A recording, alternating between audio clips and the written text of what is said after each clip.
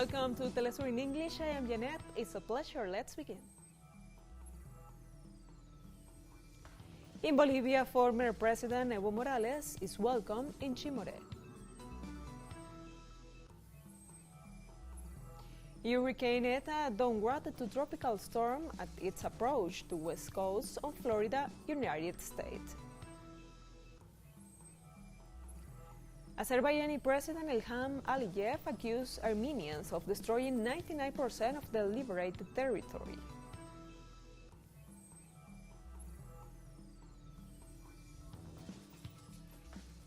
Bolivia's former president Evo Morales arrived in Chimore, city of the central province of Cochabamba, where he left a year ago to Argentina. Thousands of citizens welcomed Evo Morales to Chimore City, the last destination of the socialist leader's caravan. During the event, a homage was paid to the victims of the massacre committed in Sencata and Sacaba by the public force after the coup against Evo Morales' government in 2019. The social and political leaders who attend the gathering recall the achievements made during the Morales administrations, as well as the political persecution he suffered in the last year. Morales pointed out in his speech that after the coup d'etat against him, the transnationals tried to take over Bolivia's natural resource. How much is the oil rent in almost 20 years of neoliberalism? $3 billion. How much is the oil rent after we nationalized? $38 billion in 13 years. And that is the struggle of the Bolivian people. That is the vote of the Bolivian people, sisters and brothers. The transnationals do not forgive we have nationalized and recovered the natural resources. That is why I say it was a coup to our economic model. And I say it was a coup to lithium.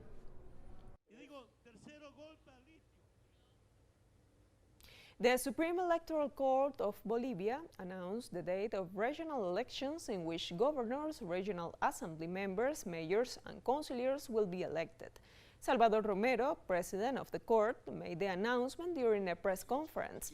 Romero said the elections will be held on Sunday, March 7, 2021. He added that the second round for governors will be held on April 11 if necessary. The president's call for regional elections was made in accordance with Bolivian law, which established that regional elections must be convened within 48 hours after the inauguration of the president of the country and 120 days after the date was set finally. Romero highlighted that these elections, the Bolivian electoral cycle close. There are 9 government positions. There are 337 positions for mayors, of which 5 will be chosen through the procedures of the indigenous population, along with more than 270 provincial legislators and more than 2,000 councillors, who will also be elected throughout the country. President Jair Bolsonaro warned that Brazil has gunpowder for when wars burn out in response to the comments made by the U.S. President-elect Joe Biden. Bolsonaro issued the warning, taking care not to name Biden, after the recently elected U.S. president made reference to the destruction of the Amazon last October. At that time, when Biden was still a candidate, the Democrat threatened to impose significant economic sanctions against Brazil if Bolsonaro's government continued with the deforestation. The Brazilian president, an ally of President Donald Trump, stayed back then, and Biden remarks that at risk to the friendly coexistence between both countries. To date, Jair Bolsonaro has not congratulated Joe Biden on his victory in the U.S. presidential elections on November 3rd. We recently saw a great candidate for head of state say that if I don't put out the fire in the Amazon, he'll raise trade barriers against Brazil. How can we deal with that? We know that diplomacy alone will not suffice, and when wars run out, we must use gunpowder. Otherwise, it will not work. Also in Brazil, the Federal Supreme Court gave 48 hours to the National Health Surveillance Agency, Anvisa, to present a report on the Chinese vaccine trials in the country.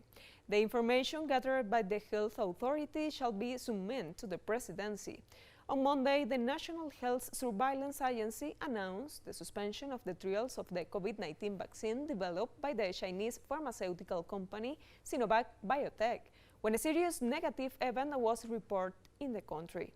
Dimas Covas, director of the Medical Research Institute conducting the trials, explaining that the volunteer's death was not related to the vaccine, since it was reported in the local media that the volunteer had committed suicide.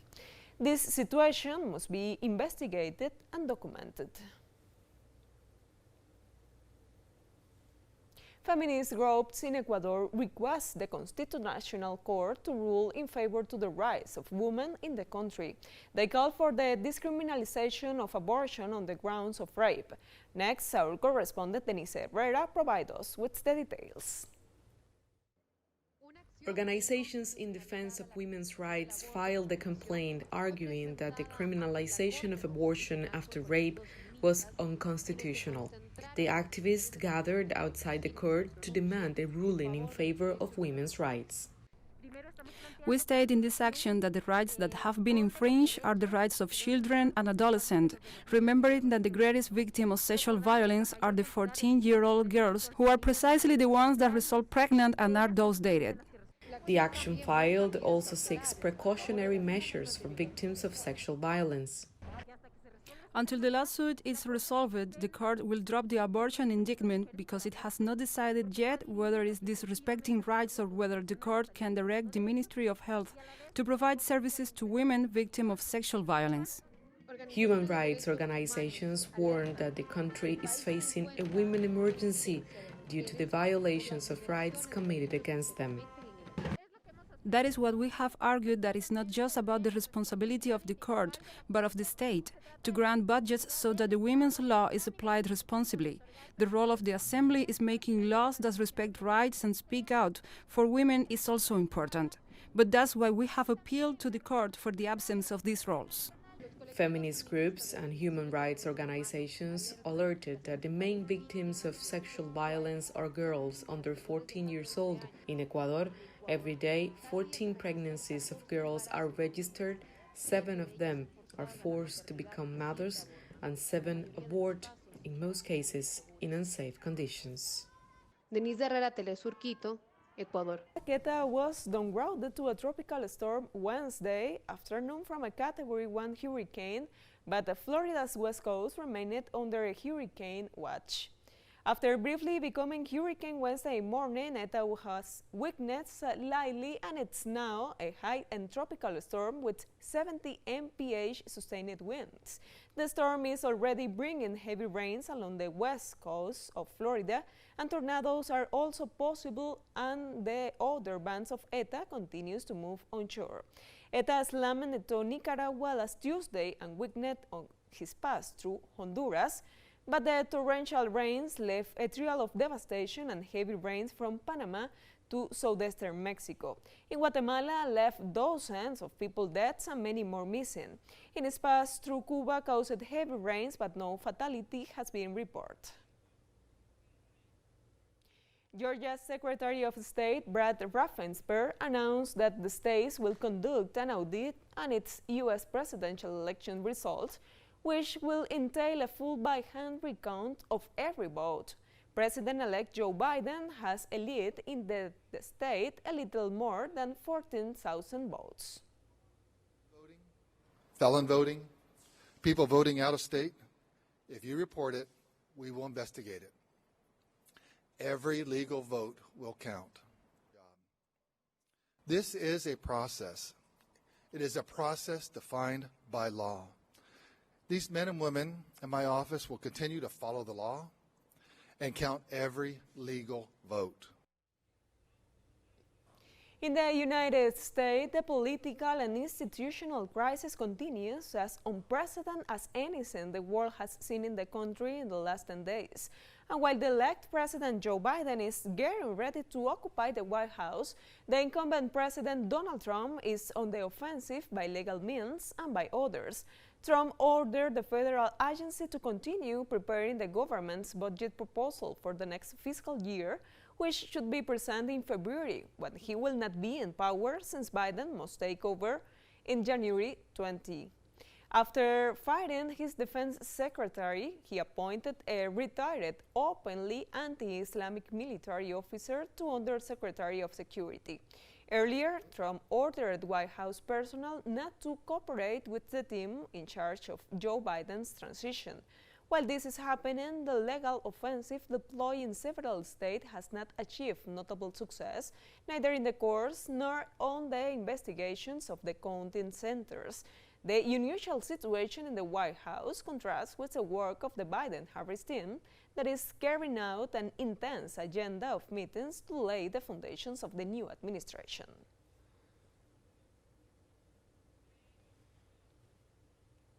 In Colombia, 9 young people died in a police station due to a fire. The political party of Alianza Verde assured that the fire was started by one of the inmates and occurred on September 4th in the department of Cundinamarca. The political party got the information after collecting evidence provided by relatives of the victims. They assured that the young people died from serious burns due to the lack of attention from the authorities. Meanwhile, police agents denied the version. The case was sent to the Colombian Attorney General's office that will start an investigation. It is a duty as a public servant. The serious violations of human rights here was not seen as a massacre. What they have denounced here, Angie Valentina, is a major gravity because there was an impediment of the police to save lives. For more crimes that you have committed, heard well, and the citizenry, I beg you to listen. For more crimes that you have committed, nothing justifies justice by its own hand. The National Federation of Teachers of Secondary Education of Uruguay continues this Wednesday the general strike of 48 hours. With the strike, the teachers protest against the law of urgent consideration promoted by the government of Luis Lacalle Pou. The teachers reiterate that the legislation established a budget cut for education. They also claim that the legislation violates the law on collective bargaining in the public secondary education. They also warn that the initiative implies a reduction in the working day for at least 43,000 hours in total, which in turn could lead to a decrease of salary. Cuba will hold the first edition in the 2020 Business Forum to bolster its exportable offer and investment opportunities in the country, Minister of MINSEX Rodrigo Malmierca announced. On a virtual basis, the event will take place on December 8th and 9th. The portfolio of foreign investment business opportunity will be present, which contains more projects and capital than the current one, noted the head of the Ministry of Foreign Trade and Foreign Investment. 200 Cuban companies will present their exportable offer with over 1,000 products and services, including non-state administration firms. Both presentations, Malmierca pointed out, are identified with the country's development plan until 2030 and with the strategy to impulse the economy.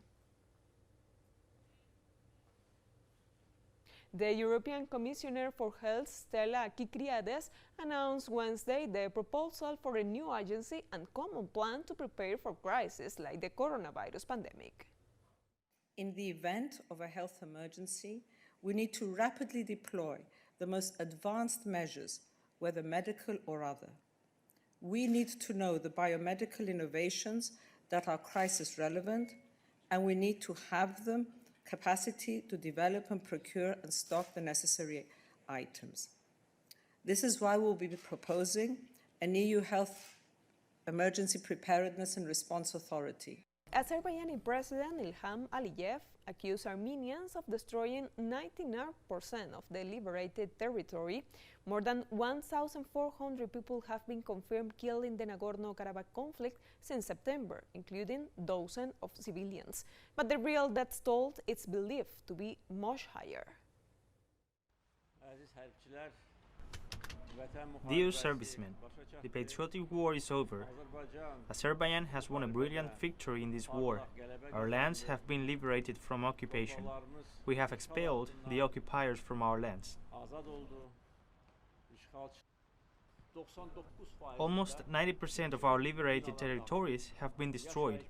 Residential buildings, schools, hospitals, public buildings, historical sites, graves of our ancestors, mosques. We will take the enemy, both individuals and collectively, to international courts. They will pay compensation, be held to account. They are already being held to account for their ugly deeds. And now we are going to Yerevan, the capital of Armenia, because demonstrations against the peace agreement continue. The deal reached between Russia, Azerbaijan, and that country has achieved a ceasefire in the conflict started a little more than a month ago for the independence of the Nagorno-Karabakh region. Sponsored by Russia, and after a series of failed ceasefire attempts, Azerbaijan and Armenia agreed to a ceasefire agreement, which has humanitarian compulsion, focused on saving the life of civilians, rescuing soldiers, releasing detainees, and repatriating the bodies of those killed in combat in the enemy territory. However, thousands of Armenians believe that the pact is a betrayal, and since yesterday they have been protesting in front of the parliament. Local agencies confirmed the detentions of numbers of people in a massive demonstration outside the legislative body.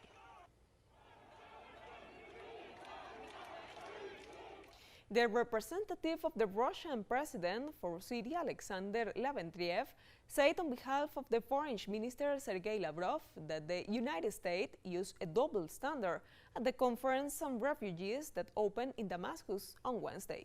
The solution to the refugee crisis demands the participation of the international community and that some countries stop politicizing this matter, said Lavrentiev. Also, he added that the absence of the United States in this conference proved that the double standard. For his part, the Iranian Foreign Minister's assistants know that the problem of refugees is a result of a decade-long war imposed on the Syrian people. He added that the number of terrorists supported by several countries has caused devastation and the exodus of millions of Syrians to other countries. The conference will close on Thursday, and it's attended by representatives from Pakistan, the United Arab Emirates, Oman, China, Russia, and observers from the United Nations, among other participants. The UN-led peace talks on Libya resumed for a third day in Gamart, near the Tunisian capital, Tunis. This week's talks aim to unify Libya under a single interim executive and pave the way for the national elections. The UN is hosting talks on Libya in its latest push to end almost a decade of violence in the North African country. The meetings in Tunisia aims to create a temporary government to prepare for elections. Ivory Coast President Alassane Ouattara and his main rival Henry Konan Bedi say that they have broken the ice after their first talks on an election crisis that has claimed scores of lives. It was a first meeting, as the President said, to break the ice and restore trust. And we agreed to meet again very soon to continue this dialogue, which has got off to a good start and confidence is restored. South African President Cyril Ramaphosa announced that international travel will fully reopen to all countries subject to the necessary health protocols and the representation of a negative COVID-19 certificate. Ramaphosa also said that the recent increase in the number of COVID-19 cases in the country's Eastern Cape province is concerning. We are also opening up international travel to all countries subject to the necessary health protocols and the presentation of a negative COVID-19 certificate. Now, by utilizing rapid tests and strict monitoring, we intend to limit the spread of the infection through importation. In the last week, the number of new cases in the province was 50% higher than the week before. This is concerning. And the total number of new cases in the last 14 days was around 145% higher than the previous 14 days. India and China are preparing a plan for the withdrawal of their troops from the line of actual control that divides the two countries in Ladakh, it was reported on Wednesday. The proposal will be debated in the next round of military talks at the level of Corps Commander, according to the website of the Hindu. The verification on the ground of each of the phases and surveillance with the use of drones will be fundamental to guarantee the compliance with the agreement, the newspaper added. India and China are holding a series of high-level diplomatic and military talks to settle the border dispute which broke out in early May. The two countries' armies deployed tanks and vehicles very closely after an escalation of tensions in the late August.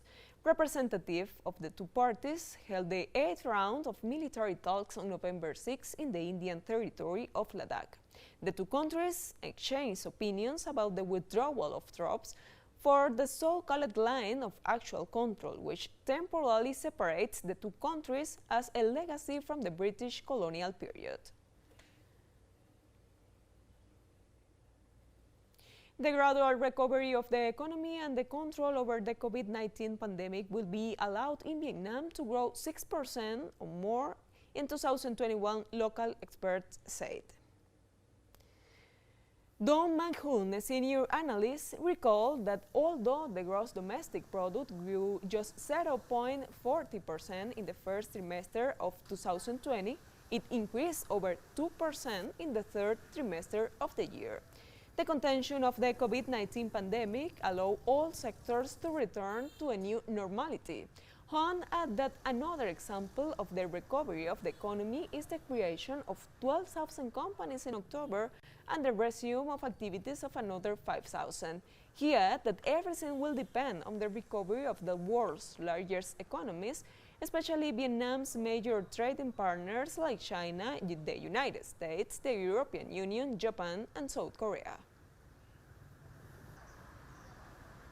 We have come to the end of this news breeze. You can find more stories in our website telesurenglish.net. Thank you for watching.